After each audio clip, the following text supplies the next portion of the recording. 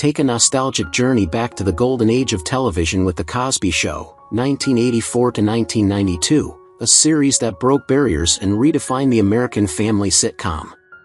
With its heartwarming humor, powerful life lessons, and unforgettable characters, the show became a cultural phenomenon and a beloved favorite around the world. But behind the laughter and success, time has brought heartbreak, as several talented cast members have sadly passed away. In this video, we pay tribute to those stars, celebrating their achievements, remembering their impact, and sharing the stories behind their lives and tragic departures. Stay with us as we honor their memory and reflect on the legacy they left behind. Earl Heyman, born October 11, 1926, portrayed Russell Huxtable in 1984 at the age of 58. As Cliff Huxtable's father, Russell was depicted as the embodiment of wisdom, discipline, and unwavering love, a moral compass in the chaos of family life. But behind Heyman's dignified public persona was a life long obscured by secrecy.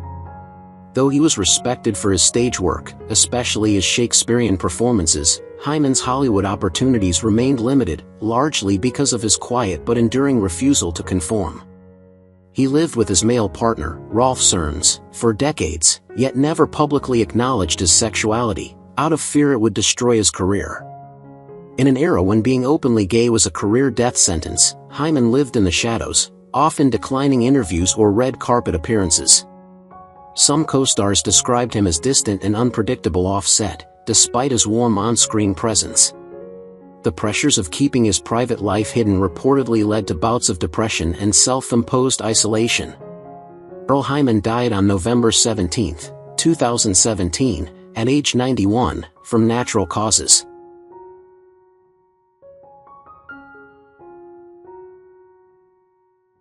Merlin Santana, born March 14, 1976, took on the role of Stanley in 1991 when he was just 15. Stanley, confident and cool, was a breath of fresh air, flirtatious yet sincere. Off-camera, however, Merlin's life was filled with missteps and dangerous associations. Despite his promising start, he found it increasingly difficult to land serious roles, his youthful image clashing with Hollywood's reluctance to see him grow up. By his early 20s, he was bitter about the industry, lashing out in interviews and accusing former producers of racism and typecasting. Behind closed doors, he ran with the wrong crowd, entangled in nightlife, short-lived flings, and questionable business ventures. His death shocked the entertainment world not only because it was so violent, but because of the betrayal behind it. He was shot by a man whose girlfriend had falsely accused Santana of attempting to rape her. The shooting was the fatal end to a chaotic spiral of mistrust and reckless decisions. Merlin Santana died on November 9, 2002, at age 26, from a gunshot wound to the head.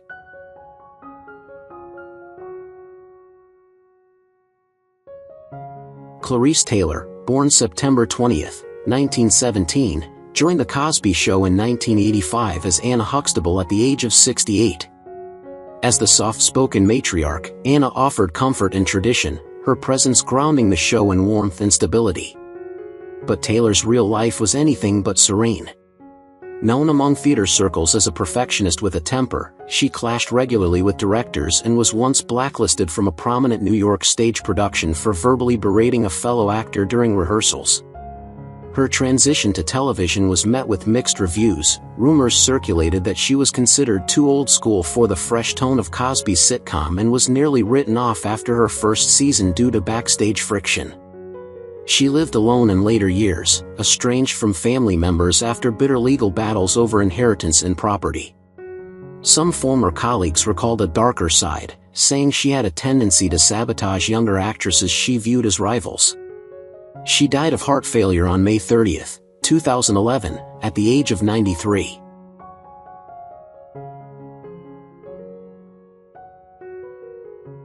Michelle Thomas, born September 23, 1968, appeared as Justine Phillips in 1988 when she was 20. On screen, Justine was the ideal girlfriend, affectionate, loyal, and a calming presence to Theo's chaotic energy. But Michelle's off-screen life told a very different story. Thrust into the limelight from a young age, she battled with body image pressures and a toxic cycle of industry expectations. Her relationship with Malcolm Jamal Warner, while beloved by fans, was said to have been marred by control issues and jealousy, leading to frequent breakups in public scenes. Insiders claimed she resented being typecast as the sweet girl and longed to play darker, more complex roles, efforts which were repeatedly blocked by her management, fearing it would taint her image. Her illness, an aggressive abdominal cancer, was kept secret until the very end, with Thomas reportedly refusing certain treatments in favor of holistic alternatives pushed by people in her inner circle. She died on December 23, 1998, at the age of 30.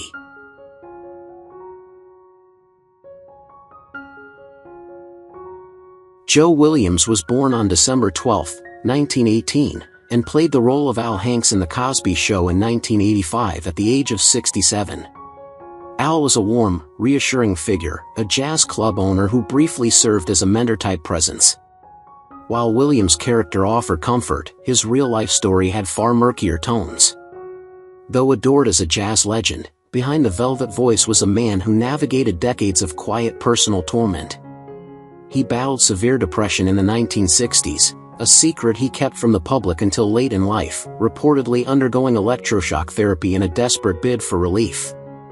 While no major public scandals emerged, whispers in the jazz community claimed he was notoriously hard to work with, often dismissing younger musicians with biting condescension. Rumors also followed him about financial mismanagement, with several lawsuits alleging unpaid contracts. His relationships were strained. He never had children and rarely spoke of his private life, leading many to speculate about unresolved traumas. Joe Williams died on March 29, 1999, at the age of 80 from natural causes.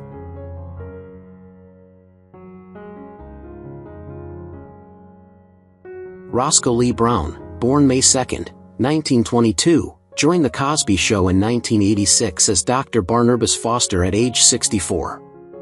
On screen, Dr. Foster exuded calm authority, a mirror of Brown's commanding stage presence. Yet behind the regal poise, Brown lived a life cloaked in secrecy. Never married, he deflected inquiries about his private life with charm, prompting years of speculation about his sexuality in an era unforgiving of such ambiguity. Colleagues admired his intellect but often found him cold and impenetrable, calling him a fortress of solitude. Despite accolades, Brown faced racial bias and exclusion from roles he was more than qualified for, which embittered him toward Hollywood. In private letters later revealed by friends, he expressed loneliness and disdain for the industry's hypocrisy. Although scandal-free on paper, the real scandal was how such a gifted man was consistently underestimated. Rosco Lee Brown passed away on April 11, 2007, at the age of 84 due to stomach cancer.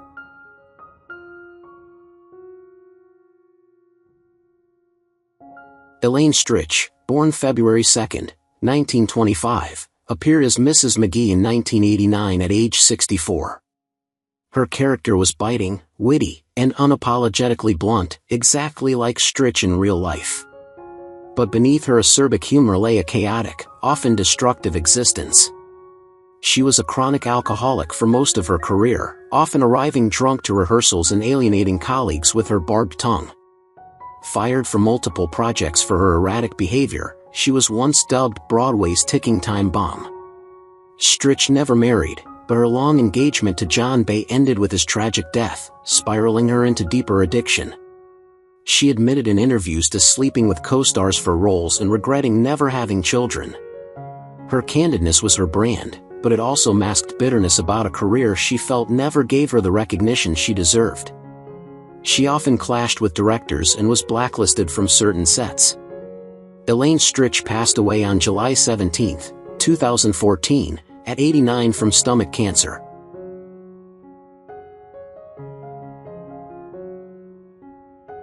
Lou Meyers was born on September 26, 1935, and portrayed Mr. Davis in The Cosby Show in 1987 at 52. Mr. Davis was eccentric, endearing, a comic relief figure. Off-screen, Meyers was anything but lighthearted. Known within theater circles for his explosive temper and volatile rehearsals, he was infamous for berating co-stars and storming off stage mid-performance. While he found success in stage productions, he was dogged by a reputation for being emotionally unstable. His marriage collapsed in the 90s amid allegations of verbal abuse, and estrangement from his only child became tabloid fodder.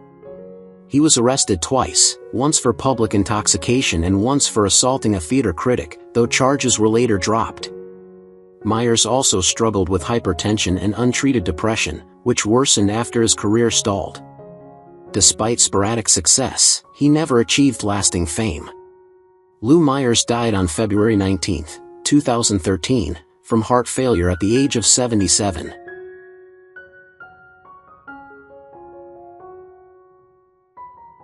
Moses Gunn, born October 2, 1929, appeared in The Cosby Show as Dr. Lotus in 1989 at age 60. His character was empathetic, measured, a stabilizing figure. Yet Moses's life was anything but calm. Raised in extreme poverty, he endured the trauma of his mother's death and was briefly homeless as a child. Though respected for his Shakespearean work, he faced persistent racism in casting, which he openly condemned. His marriage was strained by his obsessive dedication to his craft, often leaving his wife and children feeling abandoned. He battled chronic asthma for decades, made worse by years of chain smoking and rumored cocaine use in the 70s theater circuit. Insiders noted his fiery temper and perfectionism, which created a hostile environment on set. Though he never had headline scandals, many said his personal demons limited the greatness he might have achieved. Moses Gunn died on December 16, 1993, at 64 from complications of asthma.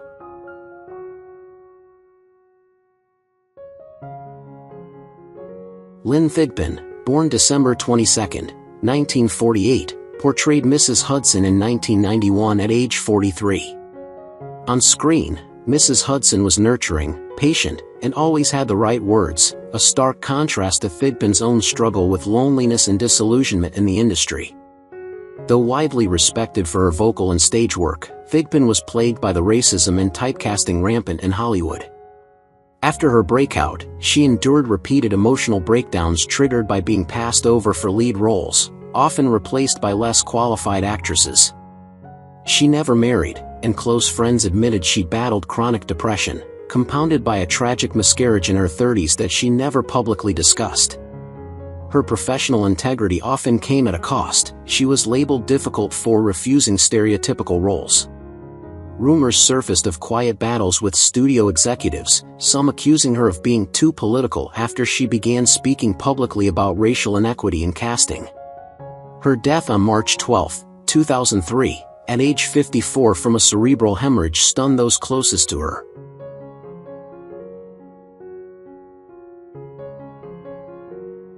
Kristoff St John, born July 15, 1966, first appeared on The Cosby Show in 1984 as David James, at the age of 18. David was smooth, magnetic, and full of youthful optimism, traits Kristoff embodied in his early rise. But fame came with a cruel price. Though beloved on the young and the restless, his personal life was a ticking time bomb. His son Julian's suicide in 2014 shattered him, and his grief spiraled into public breakdowns and hospitalizations. Kristoff's romantic history was chaotic: an annulled marriage, a turbulent second one, and numerous tabloid-fueled romances, some involving accusations of emotional abuse. He struggled with alcoholism, checking into rehab more than once, and insiders claim he showed up intoxicated to set more than a few times.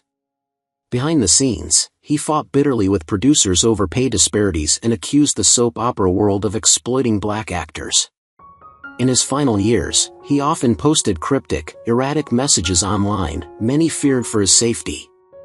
Kristoff died on February 3, 2019, at 52, of heart disease complicated by alcohol.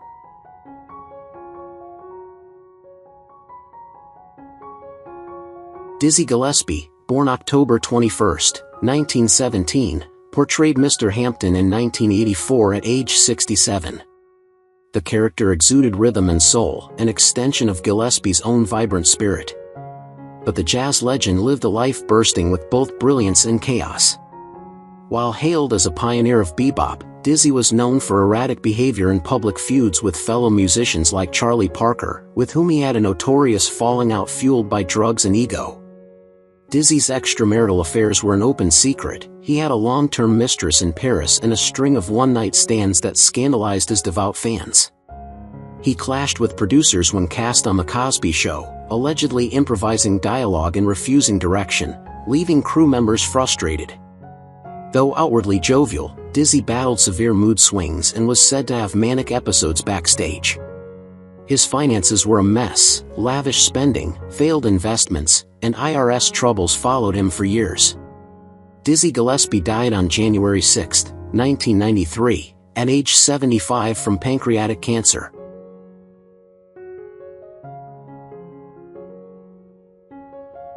Doris Black, born February 26, 1926, played the saleswoman in 1984 at age 58.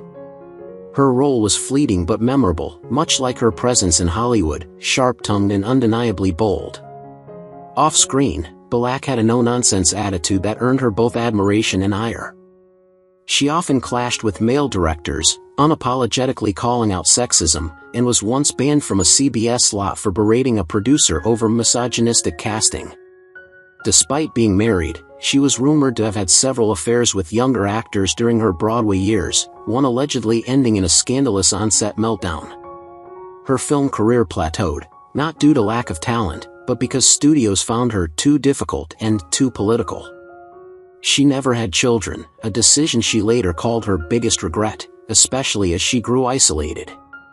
Her final decade was marked by bouts of paranoia and reclusiveness, rarely attending events or accepting interviews.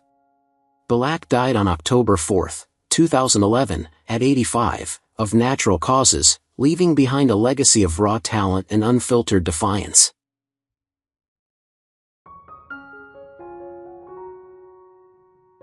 Clarence Williams III, born August 21, 1939, portrayed the enigmatic Mr. Thornhill in 1985 at the age of 46.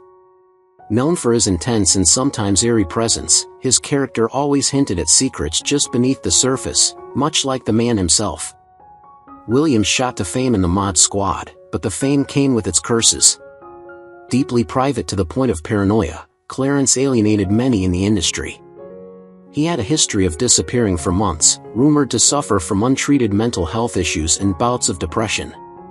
He never married, and his longtime partnership with actress Gloria Foster ended quietly and mysteriously. Some insiders suggested infidelity and substance abuse issues played a role. Williams was also known for his extreme method acting, often refusing to break character off set, which unnerved cast and crew. His refusal to conform to Hollywood norms meant he was often labeled as difficult, leading to long dry spells in his career. Clarence Williams III died on June 4, 2021, of colon cancer at the age of 81.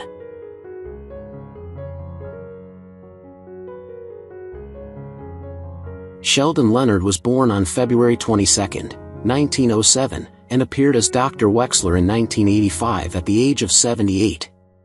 Dr. Wexler was depicted as a sagely figure with a calm demeanor, the kind of man whose words carried the weight of wisdom. Known for his signature gangster roles in the 1940s, Leonard was rumored to have been uncomfortably close to real-life mobsters. Some even said he laundered money through small production outfits. While he transitioned into producing iconic shows like The Andy Griffith Show and I Spy, there were whispers that he used intimidation tactics to get his way in the industry. His personal life, though kept under wraps, was no sanctuary. His marriage was long but cold, plagued by infidelity rumors and alleged emotional distance.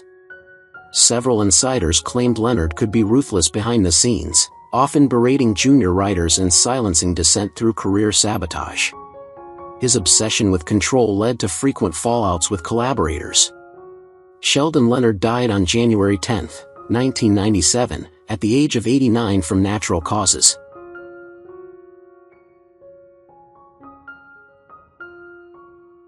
Freeman Jr., born March 21, 1931, played Coach Ernie Scott in 1985 when he was 54. As Coach Scott, he was affable and grounded, a mentor figure with a heart. After earning acclaim for his work in Roots, The Next Generations and becoming the first African American to win a Daytime Emmy for Best Actor, Freeman's career suffered due to his outspokenness and refusal to conform. He gained a reputation for being combative on set and developed deep resentment towards the Hollywood elite, whom he accused of sidelining black talent.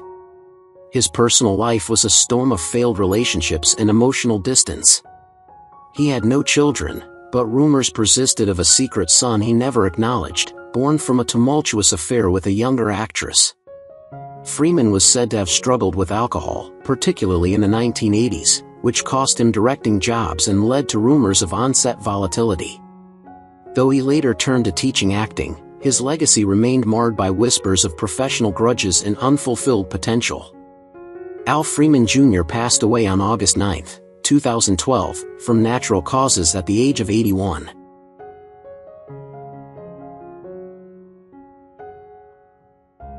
Lena Horne, born June 30, 1917, made a guest appearance as herself in 1985 at age 68. On screen, she radiated timeless poise and grace, embodying the very idea of Hollywood glamour.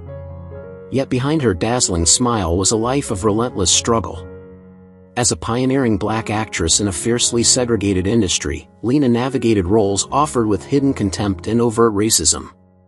Though hailed as a civil rights icon, she often found herself caught in impossible political crossfires, alienating both mainstream producers and radical activists. Her romantic entanglements were equally complex. Her long affair with Lenny Hayton, a white Jewish conductor, was a scandal kept mostly under wraps in 1950s America, and she endured pressure to hide their marriage. Privately, she battled depression and survivor's guilt after the death of her father and son. Lena also had a well-documented temper, and many insiders described her as emotionally volatile and difficult to work with, despite the polished public image.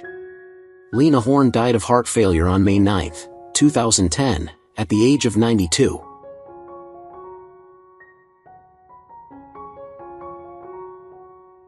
Danny Kaye, born January 18, 1911, appeared as Dr. Burns in 1986 at the age of 75. The charming, comedic persona he brought to Dr. Burns was what fans expected, but Kaye's real self was far more complex and, at times, disturbing. Behind the lovable goof was a man widely regarded as egotistical and emotionally abusive, particularly in his long, strained marriage to Sylvia Fine.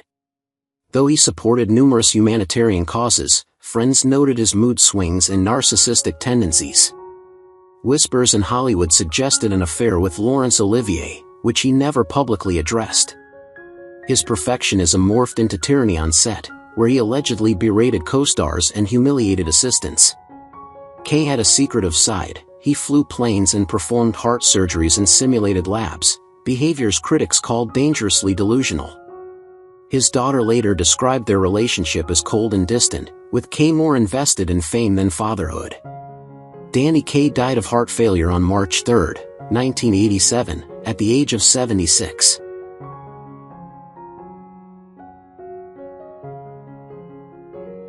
Samuel E. Wright, born November 20, 1946, took on the role of Dr. Dan Morgan in 1986 at 40.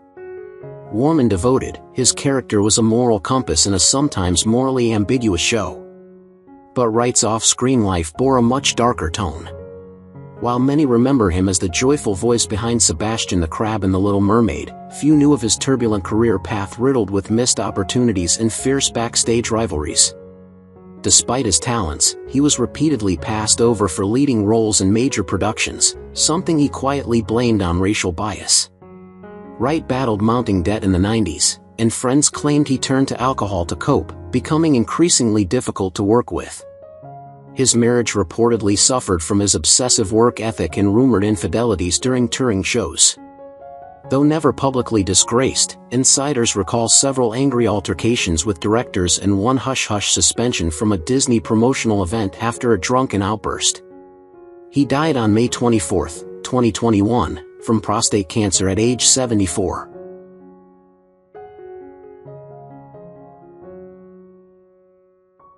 Rosalyn Cash, born December 31, 1938, played Dr. Hughes in 1986 at the age of 48. Her character was portrayed as a poised, no-nonsense medical professional, a rare depiction of a black woman in a position of authority on mainstream TV at the time. Off-screen, however, Cash's career was shadowed by an industry that consistently typecast or sidelined her, despite her obvious talent. After a promising start in theater and films like The Omega Man, she found herself increasingly boxed into marginal roles. Her outspoken nature and refusal to conform to Hollywood's expectations of black actresses meant she was often passed over for high-profile parts. Personally, she lived an intensely private life, never marrying and remaining childless, fueling rumors of secret relationships, including with powerful industry figures who allegedly blacklisted her. Friends noted her ongoing battles with depression and isolation. Though no criminal scandals surfaced, she was known to lash out at producers and once stormed off a live interview mid-broadcast. Rosalyn Cash died from cancer on October 31, 1995, at age 56.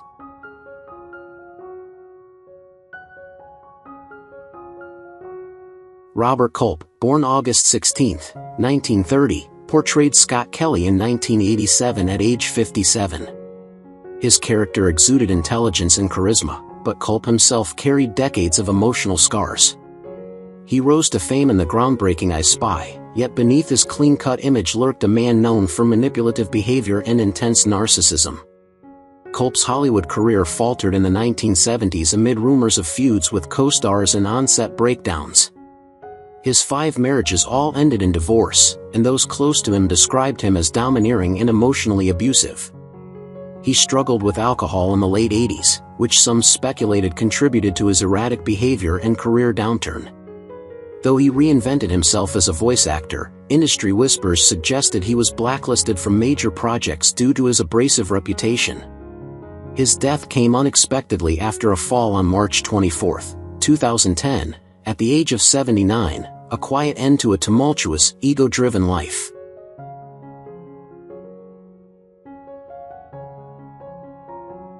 Louis Nye, born May 1, 1913, played Norman Kirby in 1987 at age 74.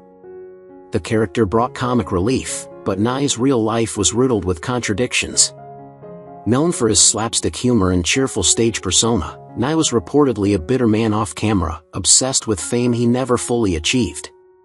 He resented being typecast and often clashed with producers over his limited roles.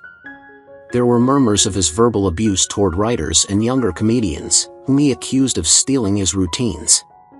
Nye was known to host extravagant parties in the 1960s, frequented by Hollywood elites and allegedly laced with drugs and under-the-table dealings. Though never arrested, he was investigated during a tax evasion probe but managed to escape charges.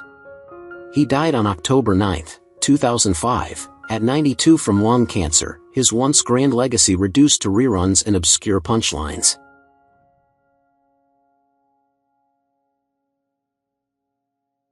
Sammy Davis Jr., born December 8, 1925, appeared as Ray Palomino in 1989 at age 64. On screen, he was magnetic, but off-screen, Davis's life was a cocktail of brilliance and desperation. A trailblazer who fought racism in showbiz, he also courted controversy by converting to Judaism, marrying white actress Mae Britt during segregation-era America, and aligning with both the Rat Pack and Nixon's campaign. Davis became notorious for his erratic behavior and wild drug-fueled parties, which insiders claimed involved both Hollywood elites and organized crime figures. He blew through millions on women, drugs, and gambling, once owing the IRS over $7 million. His final years were filled with betrayal, friends abandoned him, and even his adopted children were estranged due to accusations of neglect. Davis died of throat cancer on May 16, 1990, at the age of 64, a broken legend whose scandals nearly eclipsed his artistry.